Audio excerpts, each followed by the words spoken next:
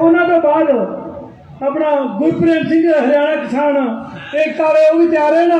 तो एक असी माइया का जोड़े आए ने आईया ने इन्हों की पर्ची आऊगी जी आऊगी वो लाजमी बुलावे क्योंकि इन्हों का तो लाजमी बुलाना अभी जरूरी है रवि दास जी आऊगी।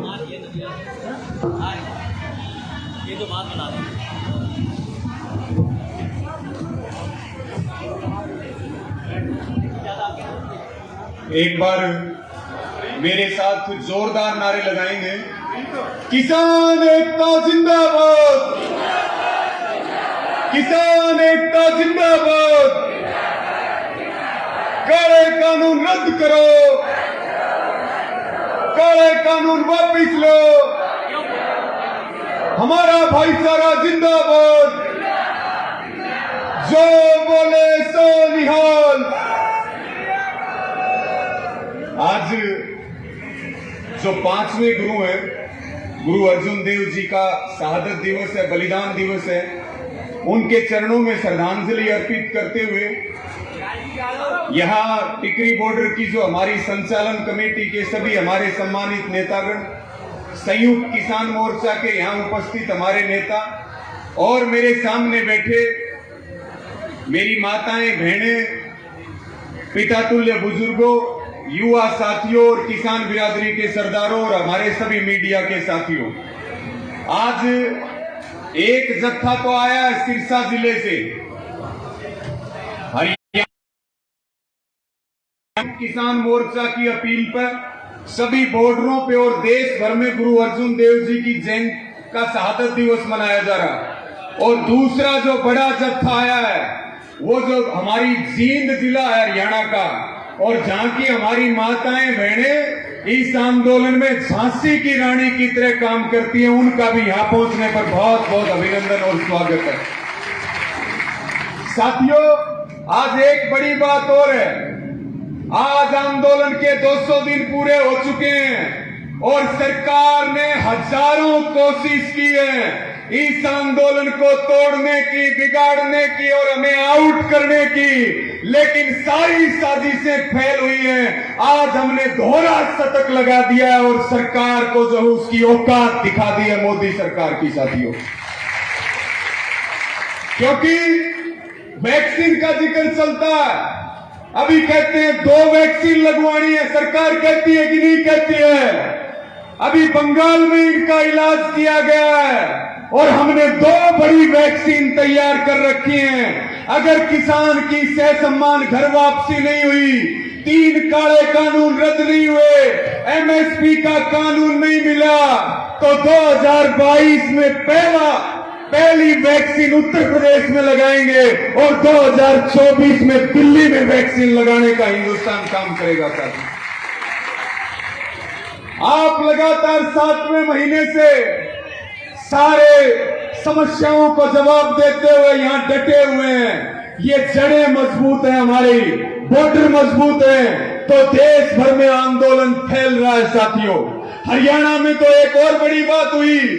हरियाणा में 2 चीजें, एक हिसार के अंदर आंदोलन हुआ 24 मई को और एक टोहाना के अंदर हुआ, जहां हमारे पंजाब के भी हमारे किसान माताएं बहनें मजदूर आए थे और वहां खट्टर सरकार पंगा लेना चाह रही थी। पहले तो हिसार में गोडे टिकवाए और टोहाना के अंदर आपके संघर्ष ने वहां की सरकार की नाक रगड़वाने के काम करे। साथियों, ये बहुत बड़ी बात है और मेरी सबको यही अपील और प्रार्थना है।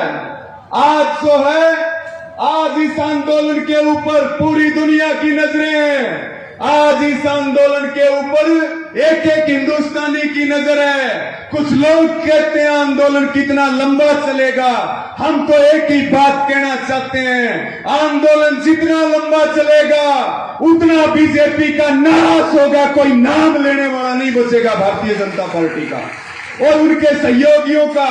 आज तो कह रहे हैं कानून वापस ले लो। अगर हमने भाजपा मुक्त भारत अभियान चला दिया तो फिर ये सरकार, इस भाजपा का कोई नाम हिंदुस्तान में लेने वाला नहीं रहेगा, केवल किताबों के अंदर पढ़ने का काम करेंगे। आज भाई कभी बीजेपी और आरएसएस हुआ करती थी, आज जरूरत है, देश को बेचा जा रहा है, लोकतंत्र की लोकतंत्र खतरे में है। अब लड़ाई केवल 3 कानूनों की नहीं है, अब लड़ाई केवल एमएसपी की नहीं है, अब लड़ाई हमारे सम्मान की है। जीत करके जाएंगे, उसके बिना घर लौट करके नहीं जाएंगे। या तो हमारी लाशें जाएंगी और या हम जीत करके जाएंगे साथियों। और मेरा सबको ये भी प्रार्थना, अब लगातार जो हरियाणा में जो विशेष तौर पर अब एक एक जिले से हम ज्यादा से ज्यादा संख्या अपने बॉर्डरों के ऊपर बढ़ाएं, उसके ऊपर विशेष तौर से हमें काम करना।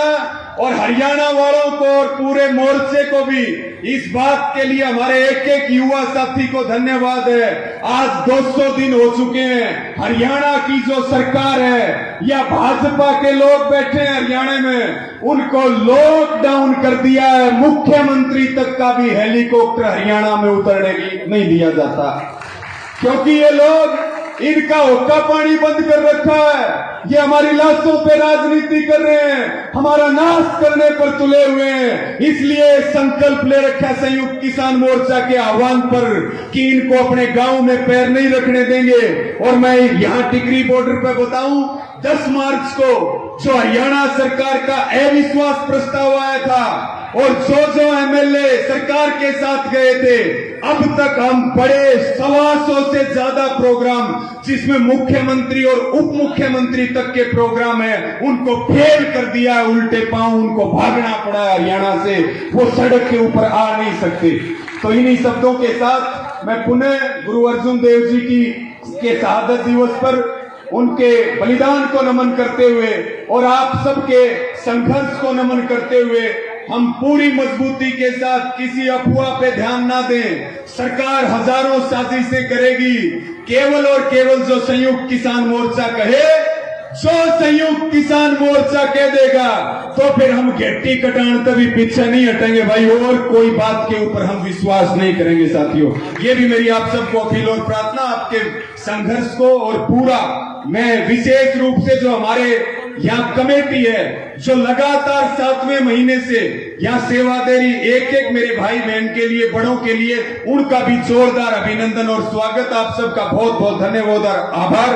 और मेरे साथ बोलेंगे, मैं बोलूंगा ना धर्म का ना साइंस का, मोदी है रिलायंस का।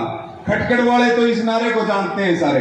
ना धर्म का ना साइंस का, जोर से वहां तक आवाज जानी चाहिए, क्योंकि ये प्रधानमंत्री नहीं है, महाराजा है जो 20,000 करोड़ का अपने लिए महल बना रहा है, 9,000 करोड़ का जहाज खरीद रहा है, देश की संस्थाएं बेच रहा है। अडानी अंबानी, एक बात मैं आपको और कहूं, सारे न्यू कहा करते कि इसको कोई बालक नहीं है।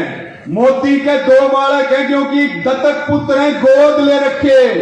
एक का नाम है अडानी और दूसरे का नाम है अंबानी। और गुंडागर्दी ही की खत्म करने के लिए आंदोलन चल रहा। तो जोरदार नारा लगाएंगे। मैं बोलूंगा ना धर्म का ना साइंस का, आपने बोलना है मोदी है रिलायंस का। ना धर्म का ना साइंस का, ना धर्म का ना साइंस का। किसान एकता जिंदाबाद, किसान मजदूर एकता जिंदाबाद, हमारा भाईचारा जिंदाबाद। जय जवान, जय जवान, जय बोले सो निहाल, जय बोले सो निहाल। धन्यवाद जी रवीजा जी का। ਹੁਣ ਮੈਂ